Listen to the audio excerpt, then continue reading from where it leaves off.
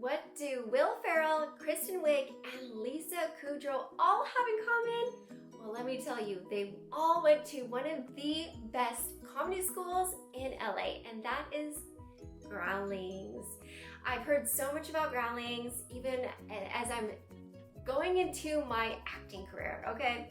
So like every time I would audition and I'm like, yeah, I've been doing workshops at Groundlings, the response is like, oh my God.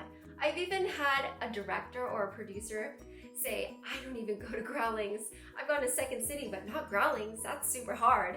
And so I didn't really know the reputation that Groundlings had.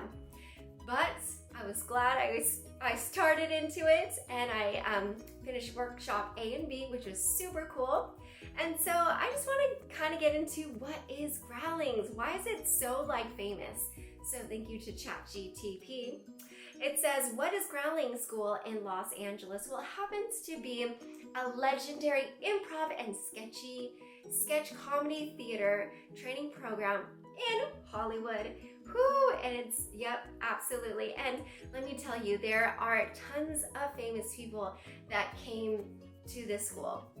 And so some of them are Will Ferrell himself, Kristen Wiig, Phil Hartman, John Lovitz, Jennifer Coolidge, there's Will Forte, Paul Rubens, Julia Sweeney, Cynthia Sigeti. There's so many names here, like Conan O'Brien, Will Forte. Oh my God, do you hear all these amazing names? There's a list and list and list. So a lot of amazing people graduated from the school. Many SNL people that made it to there actually went to Groundlings. So that's pretty cool. And I've heard it's so hard to get into. One of the reasons why is because you have to audition to get into that school. And so I heard all these things, and I was so scared because I heard how prestigious the school was. I heard, you know, the reputation, and I heard how hard it was. I mean, my heart was racing. So I'm going to talk about my audition that I went through today, which is super cool. So pretty much with this mindset, I did take workshop A and B, which I highly recommend anyone who wants to go to Groundlings. Why is that? Because coming into the classroom, I've already done improv in that class. I've already done a lot of the techniques that I learned and applied to in the audition. So coming into the atmosphere of the audition, I felt like I'm just going to class. I've already been here, done that, already played all the games, easy peasy. So I came in feeling confident, feeling secure with myself. So I definitely highly recommend that if you want to go to Groundlings, take workshop A and B if they have B, but definitely workshop A, because once you do the audition, you're gonna be like, I've been here, this feels like class to me. And when you have the nerves just kind of go away, then the audition just seems so much more easier and more relaxing. So anyways, as I go in, they say come 5 to 10 minutes early. So I'm like racing, make sure you go even earlier because parking can be sometimes crazy. So you definitely need to be there a little bit earlier. And when you arrive, there's like someone at the desk, and pretty much you sign up, you put on your name tag, slap it across to you, and you wait until the class starts. Then you all go into the classroom. Today's class, the audition, was about 12 people, I would say. They don't have a ton of people, which I kind of like.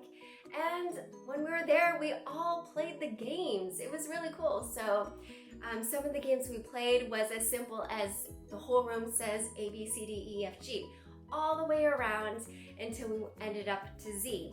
And then we would put an emotion behind the letter or the word that they gave us. So another example of the game was say the last letter of the person that just said the letter with an emotion. So let's give an example. So the person right before me says cat, right? With the emotion of anxiety. So it's like cats. And then you take on the emotion of anxiety, and then you say, so I might say, okay, the last letter of cat is T. So I'll say T. And then the next person would go on and I would say, oh, and tiger. And then the next person after that would do R and say the R word with the same emotion. Sorry, I'm like going so fast. So that was another game that we did. Another game was we went and we did story narrative time, where we would play off of each other in creating a story one by one, and then we would do a whole story.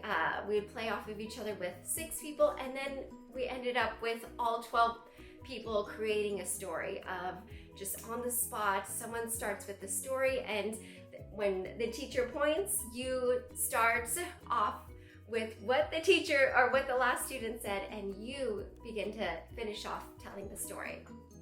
So I hope this all makes sense. I'm talking so fast. So then it's about 2 hours when I got there. The whole audition was about 2 hours. Everyone was super friendly. When coming in, I just felt like we're all having a time of our life. It was so fun.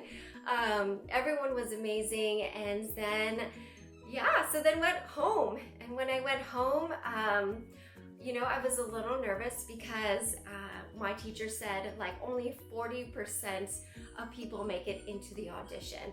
So I'm thinking like, I totally bombed it. I killed it. I even told my husband, Steven, I was like, I don't know if I made it. And here I am like, okay, if I don't make it, it's okay. I'll just go back to class and I'll just try harder, right? Because let me tell you, just because you fail doesn't mean that you're a failure. Let me remind you, just because you say you have one no doesn't mean it's an absolute no. Get back, try again, try harder. And eventually, the more you try, the better you're gonna get, and then you'll finally get that yes. So just a word of encouragement for anyone who's out there who's auditioning and gets told no. Don't let that no be your final say. You have the power and the authority to push through. So anyways, so here I am, and I received an email. They usually tell you they will give you your final results within 3 days to see if you pass or fail, right? The anticipation of waiting is the hardest part. So here I am, and I'm just pacing around, and then all of a sudden I have my phone buzz, and I have my phone buzz with emails. And I open up my email, and then I see you passed. I was like, oh my God, I'm so excited. I didn't have to wait 3 days. I only had to wait like a few hours. 2 hours actually, 2-3 hours. So I was like, whoa.